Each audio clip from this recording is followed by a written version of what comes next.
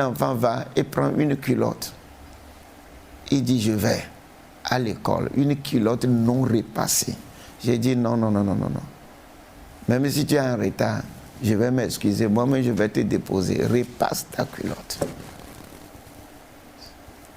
Alors que beaucoup de jeunes aujourd'hui, tu les vois avec des habits non repassés, des chemises même non repassées, et ils estiment que c'est une mode. Par exemple, un jean troué un peu partout. La jeunesse va rendre ça une mode parce que c'est bien troué. Est-ce que c'est un habillement par excellence? Mais pour pousser les gens dans la médiocrité en matière d'habillement, on donne un sobriquet de valeur à cela, que c'est la nouvelle mode. C'est ça qui prouve que tu es vraiment jeune. Dis, mais la jean là est désirée. On dit non, c'est ce que tout le monde porte. C'est parce que tout le monde porte cela que toi aussi tu vas le porter. Il y a des fois vous avez des comportements comme hip-hop. L'habit est au niveau de la fesse. Toutes les fesses se font voir. Les caleçons se font voir. Les enfants vont aller à l'école et ramener cela à la maison comme un modèle d'habillement. Pour la petite histoire, on combattait comme ça dans notre maison et puis on était fatigué. Parce que même à la maison, quand ils s'habillent bien, arriver à l'école avant d'aller en classe, il faut diminuer ça pour être comme les autres. Parce que si tu n'es pas comme ça, les autres vont se moquer de toi. Alors un jour, ils sont revenus de l'école. Maman aussi fait hip-hop. Avec l'habit bien tiré vers le bas, montrer sa fesse et sa cou. Maman, c'est quoi ça? Maman, elle dit, ah, c'est ça vous faites, non? Est-ce que c'est joli? Il a dit non. Quand vous le faites, moi aussi je fais. Elle dit non, toi tu ne dois pas le faire. Et depuis le jour-là, ça fait des années de cela, 5 à 6 ans maintenant, l'histoire de hip-hop a cessé dans notre maison. En fait, quel est l'effort qu'on faisait aux enfants? C'est de faire un effort pour développer la culture de l'excellence en matière d'habillement. Quand tu t'habilles, est-ce que tu laisses voir ta poitrine? J'ai dit non. Un homme ne doit pas laisser voir sa poitrine. Une femme ne doit pas laisser voir son corps. Va t'habiller bien. Des fois, on rencontre des problèmes, mais ça s'améliore de jour en jour. Et dans notre imagination, qu'ils arrivent à parvenir dans la famille à l'excellence. Y a-t-il une similitude entre compétence et excellence? Si, avant de parler de l'excellence, il faut d'abord parler de la compétence. Qu'est-ce que c'est que la compétence? Le savoir. Comment tu appliques le savoir au savoir-vivre d'abord? D'abord au savoir-être, c'est-à-dire ton caractère.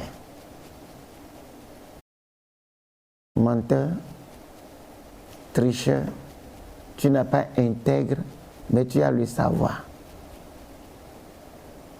Maintenant, au savoir-vivre, c'est-à-dire ta relation avec les autres, la haine, partout où tu pars, tu sèmes la confusion. Tu n'as pas le savoir-vivre, tu ne peux pas collaborer avec les autres. Donc vous allez voir que en dernière position, nous avons le savoir-faire. Donc la personne produit de bons produits. Il est dans une entreprise, il gère bien son département.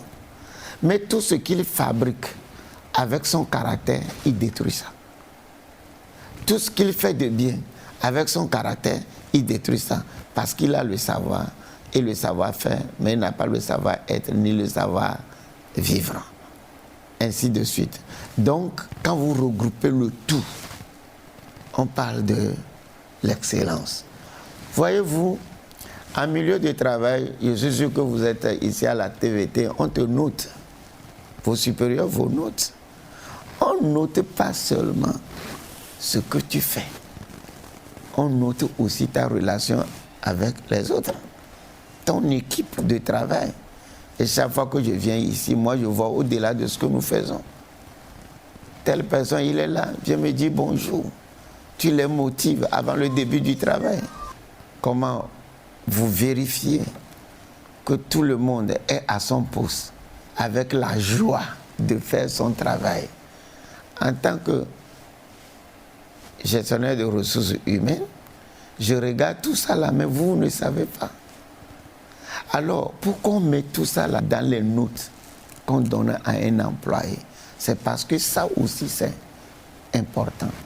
Mais quand on dit que la personne, il est bon dans son travail, mais chaque fois qu'on ajoute mais à un individu, oh, il est comme ça dans son domaine, mais le mais là vient détruire tout ce qu'il a fait de bon. Donc, avant de parler de l'excellence, il faut arriver à faire la moyenne de tout, c'est-à-dire ce que la personne a produit. 1. De 2, l'équipe de travail qu'il a produit. De 3, comment on maintient ce qui a été produit, ainsi de suite.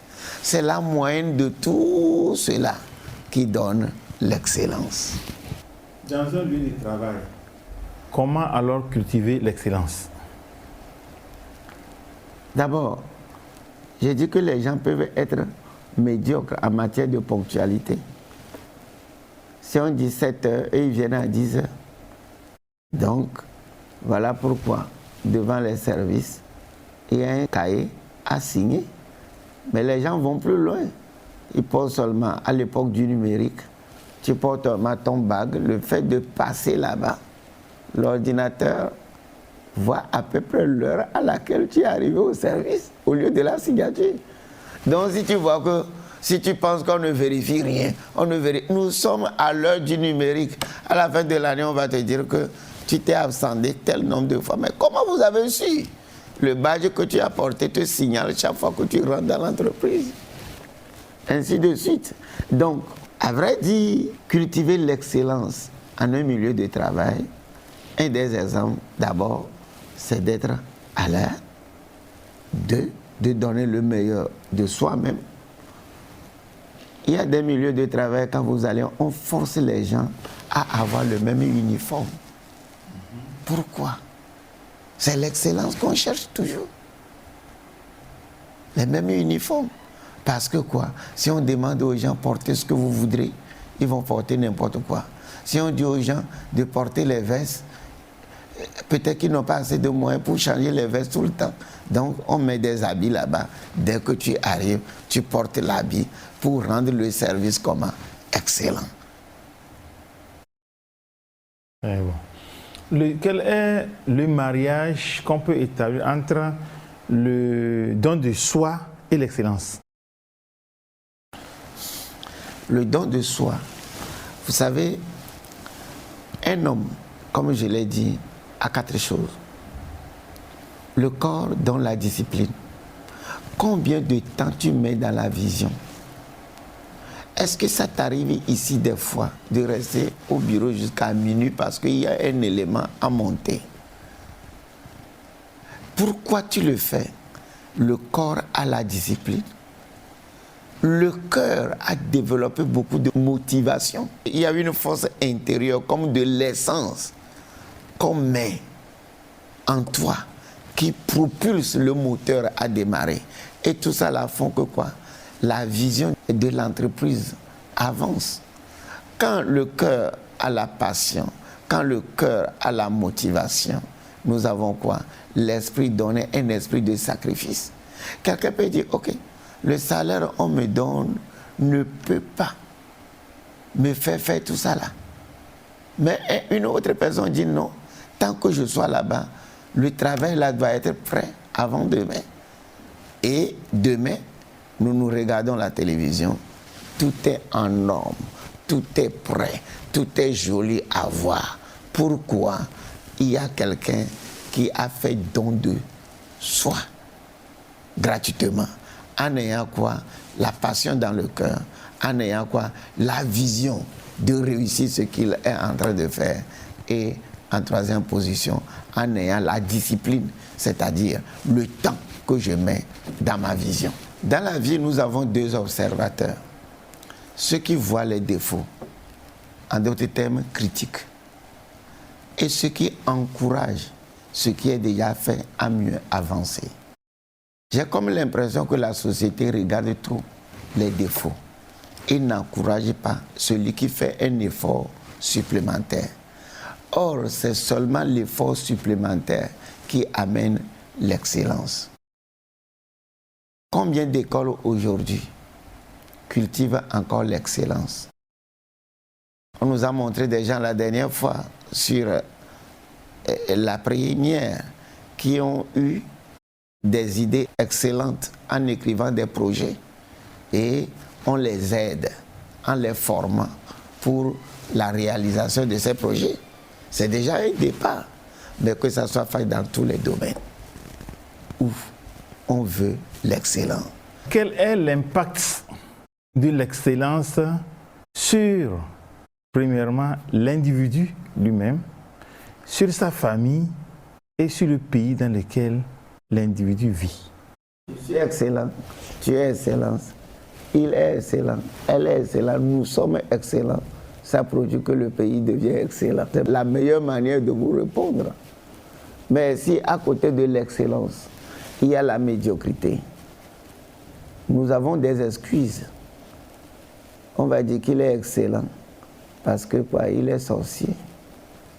Il est excellent. On va expliquer l'excellence de la manière la plus anthropomorphique que possible, ou bien de la manière primitive que possible. On pense que l'excellence, c'est un Dieu, ou bien une force spirituelle extérieure, ou bien c'est un don. Mais je le dis et je le redis, tout le monde peut parvenir à l'excellence dans un domaine. Si tu es balayeur de rue, sois tellement excellent qu'après ta mort, qu'on dise, il y avait un balayeur de rue dans cette localité-là. Tout ce que je dis là, c'est de Martin Luther King. Je suis en train de le paraphraser.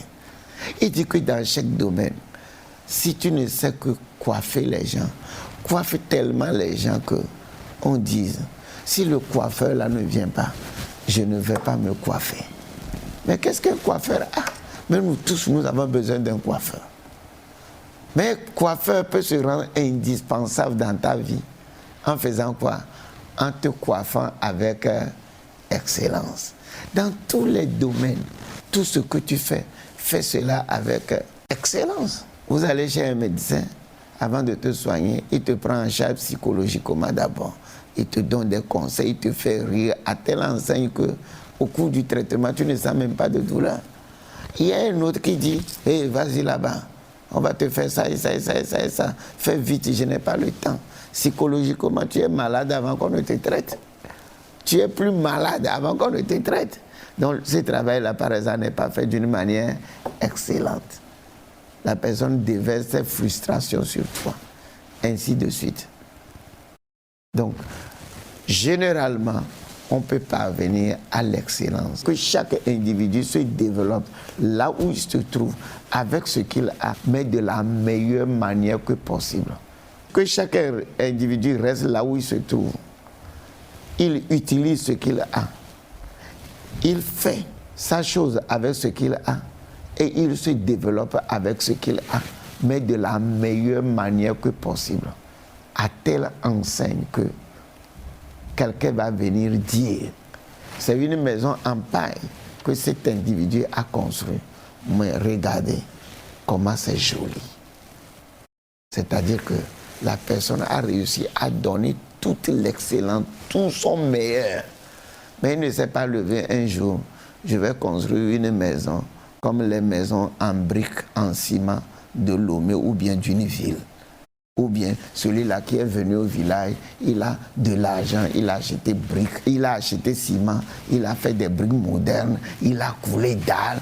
Donc moi, je suis médiocre. Mais non, ce que tu as, tu peux avoir le meilleur des meilleurs de cela, à telle enseigne que les gens même vont t'envier. Voilà, merci docteur. Nous voyons que si tout le monde arrivait à comprendre ce que c'est que l'excellence, celui qui va tirer profit, c'est nous-mêmes. Ensuite, notre famille, puis notre pays. Comment alors faire pour que nous tous, nous adoptions l'excellence? L'éducation à la maison doit aider les enfants à devenir excellents. L'éducation à l'école, je fais coucou à tous les établissements qui donnent les prix d'excellence. Malgré qu'aujourd'hui, on dit que chaque enfant est excellent dans son domaine, mais ce n'est pas bon de les comparer. Ceux qui pensent aussi ça ont raison. Mais généralement, qu'on trouve quelque part pour l'excellence. Des fois, ce n'est pas l'argent. Dans une école, on met les meilleurs élèves, leurs photos avec une couronne sur la tête. Et chaque fois que je vais là-bas et que je trouve même mes anciens enfants qui sont passés par là, je vois leur tête avec une couronne là, ça me fait plaisir parce qu'ils ont marqué leur temps. Ils ont été excellents à leur temps. Mais il y a des gens aussi qui ont réussi là-bas, mais ils n'ont rien laissé derrière. Ils ont eu que leur diplôme. Il y a une différence. Donc, généralement, maison, école, service. On donne des prix dans chaque service aux excellents. À chaque fin d'année, le meilleur journaliste sportif de l'année, le meilleur journaliste en débat de l'année, le meilleur speakerine de l'année ou bien la meilleure speakerine de l'année, le meilleur directeur de l'année ou bien celui qui a pu former une bonne équipe de travail. Et j'aime la notation par équipe que la notation individuelle.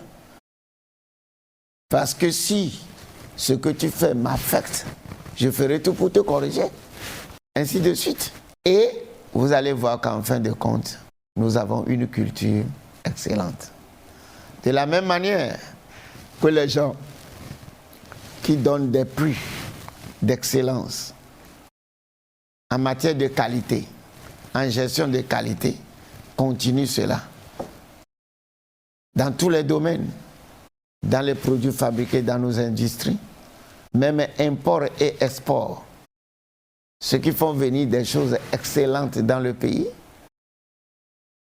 qui sont rémunérés par un diplôme que même tu affiches dans ta chambre. Que ceux qui communiquent bien, les communicateurs religieux, comme les communicateurs non religieux, qui font bien leur travail, qu'on trouve une manière de les récompenser et ça va les motiver. Qu'on ne soit pas dans une société où ceux qui font mal sont applaudis et que ceux qui font bon soient négligés. Et vous allez voir que quoi? L'excellent ne peut plus sortir d'eux-mêmes. Comme je l'ai déjà dit, le tombeau de l'excellence, c'est ce qui est bon. Merka et à son équipe, merci pour votre professionnalisme. Et je crois que chaque semaine, la télévision togolaise ne ménagera aucun effort pour que les téléspectateurs de par le monde puissent suivre de nouveaux thèmes. Ce qui me reste à vous dire, chers téléspectateurs, avant de prendre congé de vous, c'est bye bye.